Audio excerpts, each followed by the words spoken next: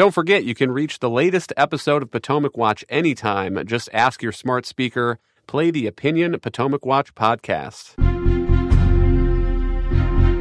From the opinion pages of the Wall Street Journal, this is Potomac Watch.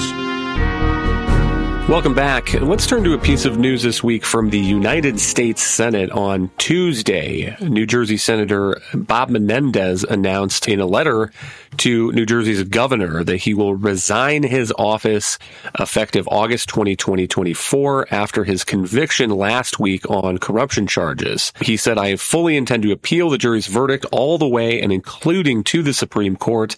I do not want the Senate to be involved in a lengthy process that will detract from its important work." He also said he cannot preserve his rights upon a successful appeal because factual matters before the Ethics Committee are not privileged. Let's listen to Bob Menendez outside the courthouse last week, denying any wrongdoing again. I'm deeply, deeply disappointed by the jury's decision. I have every faith that the law and the facts did not sustain that decision and that we will be successful upon appeal. I have never violated my public oath. I have never been anything but a patriot of my country and for my country. I have never, ever been a foreign agent, and the decision rendered by the jury today would put at risk every member of the United States Senate in terms of what they think a foreign agent would be. Kim, what do you make of this? And was the writing on the wall for Menendez, if he had refused to resign, would he be probably facing an expulsion vote? I think the way he put that out there about what he was accused of slightly misstates the issue here. I mean, it is true that there was a lot of discussion about interactions with Egypt and Egyptian officials. The real issue in this case was bribery. And did he essentially use his public office to help out folks that were described as business associates of his wife? They happen to have connections to Egypt. But did he essentially use his position to push prosecutors to go easy on some of these folks who had ended up in front of law enforcement's eyes and other government officials to help them in their business process in return for money? What the U.S. government in this prosecution said were gold bars and Mercedes-Benz and cash. And in the end, he was indeed convicted on 16 counts. Now, by the way, this is notable. This is not the first time Bob Menendez has been in this hot seat. He actually dodged a bribery conviction about 6 years ago. This time, the goods were pretty compelling. If you followed this trail, it was a pretty notable trial with a lot of evidence presented. And in the end, the jury verdict was pretty quick. Interesting that he has chosen to resign. He is essentially letting Democrats dodge very uncomfortable situation. And you heard him there in that statement, too, very defiant about this. And Democrats were very worried he wasn't going to resign. What do you do then with a convicted felon? And they were having talks about having to hold an expulsion vote. He now saves them from that embarrassment of having to force him out. There are still questions if he continues to run for re-election. He refiled as an independent earlier this summer. He's now sent his resignation letter into the Senate. People are waiting for him to also withdraw from that Senate race, which would likely hand it to Democrat Andy Kim. But notable also that in New Jersey, the law is that any vacancy can be filled by the governor. And in this case, Governor Phil Murphy would appoint a Democratic caretaker for that seat. So there was no risk, Monet, of a resignation handing the seat to the other party. What is your view, Monet, of the evidence and this trial and Menendez's legacy, I suppose, as he prepares perhaps to ride off into the sunset? Well, the evidence is completely open and shut, as the conviction of Bob Menendez on all counts shows. There is a very high bar for convicting officials of bribery charges.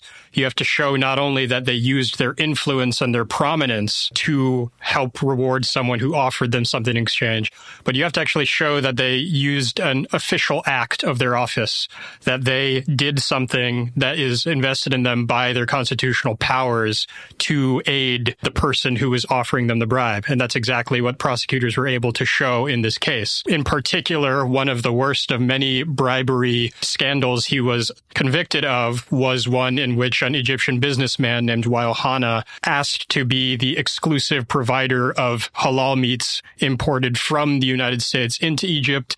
He offered Menendez a very large sum of money in return for help in this process, and Menendez was able to use his position as the chairman of the Senate Foreign Relations Committee to actually pressure USDA officials to approve that contract and also to release some names of officials who worked in the U.S. Embassy in Egypt, which is something that the Egyptian government had asked for in return for their own approval of that deal.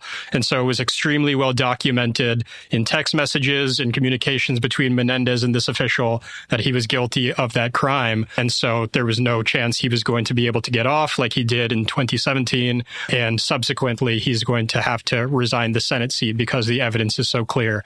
And I think that a lot of Democrats knew that this would be the case from the beginning. And so you saw people calling for him to resign even as it was all unfolding. There really wasn't a chance he was going to hang on here. And one of those was John Fetterman, the Pennsylvania senator. Kim, he has been a surprise in a couple ways. One, his pretty steadfast support for Israel, but his acting constantly as a thorn in the side of Bob Menendez is certainly one that I did not expect from him when he was elected. He's been calling on Menendez to resign for months now and on his colleagues to expel Menendez if he refused. Here's a statement from John Fetterman earlier this year. He says, Senator Menendez should resign. He's entitled to the presumption of innocence under our system, but he is not entitled to continue to wield influence over national policy, especially given the serious and specific nature of the allegations.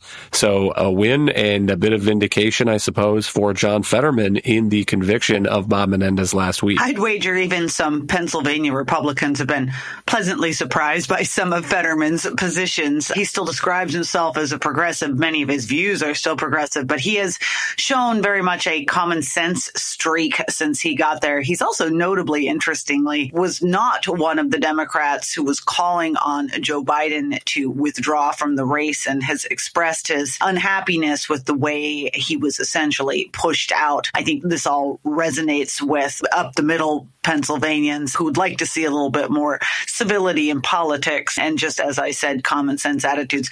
For the most part, though, we should note that Democrats were not necessarily calling on Bob Menendez to resign because they were outraged or their stomachs turned by his actions, but because they knew it risked an ongoing embarrassment at a time when the party has already been dealing with a lot of headaches and too much press scrutiny over Joe Biden's situation and what the future of the party is. So they are simply thrilled that this explosive issue has now been detonated and goes away for them, and they can forget Bob Menendez was ever part of their caucus. Thank you, Kim and Monet. Thank you all for listening. You can email us at pwpodcast@wsj.com. If you like the show, please hit that subscribe button, and we'll be back tomorrow with another edition of Potomac Watch.